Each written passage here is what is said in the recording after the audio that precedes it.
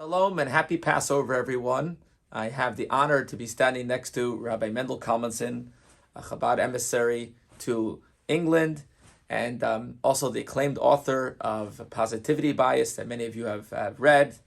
And how important is it, the message of having a positivity bias with everything going around in the world today. So I asked Rabbi Kalmenson, who's here visiting, to share a few words about Passover, the significance of these days that we're standing today. First of all, thank you so much, Rabbi Lang, for the honor, the opportunity to address your beautiful, warm, vibrant, and inclusive community here at Camarillo. There's a true special radiance that emanates from your Rabbi, Rebbe, and all congregants that I've managed to absorb and observe over the past few days. So let me tell you about an individual who lived through World War I, World War II, a refugee crisis in Ukraine. His own father was forcibly taken by the communists, and he was he was tortured. He was sent out into the boondocks of Kazakhstan, where eventually he passed away due to illness and tremendous pain that he had endured under this particular regime, anti-Semitic regime. This individual later relocated to the States, and he lived a life totally dedicated to the community and absorbed so much of their pain, their aspirations, their anxieties, their dreams, their hopes, their failures, and he did so all with, as Rabbi Lang mentioned earlier, what I referred to in a recent book, a positivity bias. Of course, I'm referring to the Rebbe, someone who literally transformed the landscape of Jewish history post-war, and his message and his mission continues to reverberate and to echo through all of time. So I was once at a particular gathering where I was asked the question, how did the Rebbe develop such a positivity bias? How is he capable of transcending life circumstances and the disruption and disorienting times in which he lived historically, times that seemed to set history back?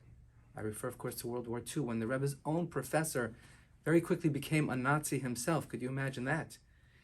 And the Rebbe, of course, escaped from Berlin and then escaped from Paris to the south of France and left with the last tickets on the last ship out of Lisbon. How does one nurture and maintain a positivity bias despite such extraordinarily challenging and truly unprecedented periods of pain, conflict, and suffering? And where did the sense of confidence come from that things would be good, as the Rebbe taught time and time again? Trach gut wird sein gut. So I'm reminded of an anecdote. There's a friend I have in London, and we were once talking, and he shared with me that he really hates watching films that are distressing or have elements of horror or tension or conflict. He said there's only one way he could watch such a film. What he does is he fast forwards immediately to the very end, so he sees how the story ends. And typically, at least in a Hollywood story, it always ends well. Not so in Europe. That's a discussion for another time. And so when he sees the ending, he's calmed. He knows how it's all going to go down. And then he could rewind to the beginning and he can enjoy the film. Right? So in a certain sense, I responded to this individual. That describes the Rebbe in a nutshell.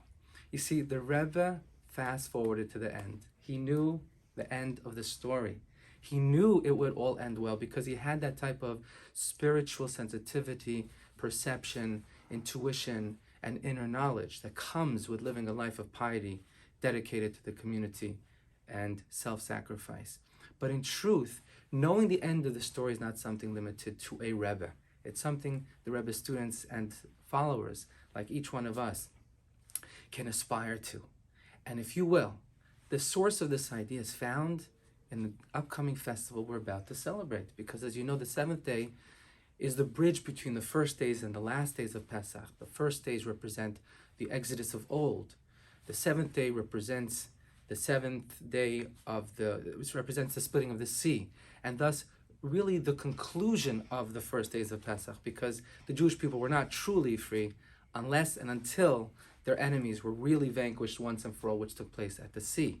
But then we transition and we cross that bridge from the past into the present and into the future. And that's what the last day of Pesach represents. And in fact, we have a tradition of referring to it as the day of Mashiach.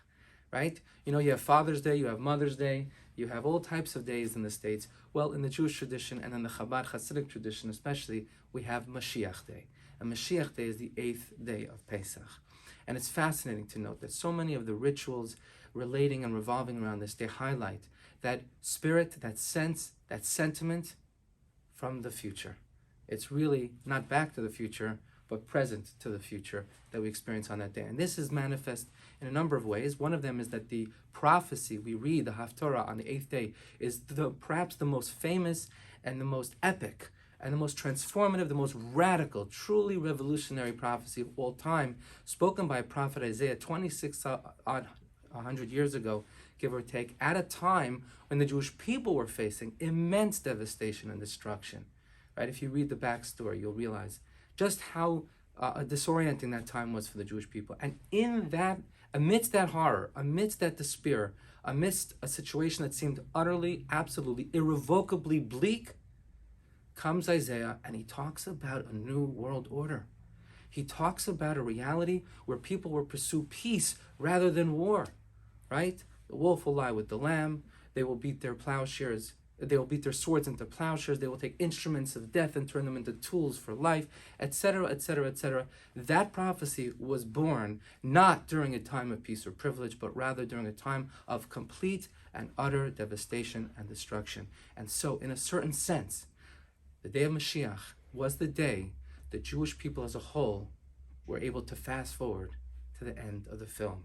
That's when they were told what would come in the end of days. And it wasn't a perfect transition. There would be periods of setback along the way, and that too is part of our tradition. The birth pangs of Mashiach, we are told. But it is our Rebbe who taught that the birth pangs of Mashiach largely are behind us. And therefore, right now is the time to rejuvenate, to rededicate ourselves to that vision. And one of the great ways to do that on a practical level is to join what's called the Meal of Mashiach. That takes place towards the end of the festival. It's an incredible time to elevate. It's an incredible time to transcend and to really tap into the unique energy present in this universe during that time, which helps us, as mentioned before, see, visualize, and hopefully concretize, personalize, internalize, and actualize Mashiach right here, right now. Be sure to join Rabbi Lang if you can, and if not, at your own home, and practice the Mashiach meal. You can find more information, I'm sure, on Chabad.org. But in the meantime, wishing you Chag Sameach. Looking forward to Mashiach now. Thank you so much, Rabbi Kalmenson, for those warm, inspiring words. Just a reminder that our meal of Mashiach locally is going to be 6:30 p.m. this coming Shabbat at our home, at the Lang residence. And if you can join us, please feel free. Don't need to RSVP, just show up. And if you could do it at your home, as the Rabbi Kalmenson said, have some 4 cups of wine or grape juice, have some matzah around 6:30 p.m. on Saturday on this Shabbat. And may the blessings of us observing the fast forward and looking forward and living happy and living right now, already before Mashiach comes, with that peace with each other and joy, should usher in the time that the Rebbe said that we're right there. And we should celebrate that in Jerusalem with the third temple of Mashiach now. Amen. Amen. And Chag Sameach and a good Shabbat to everyone.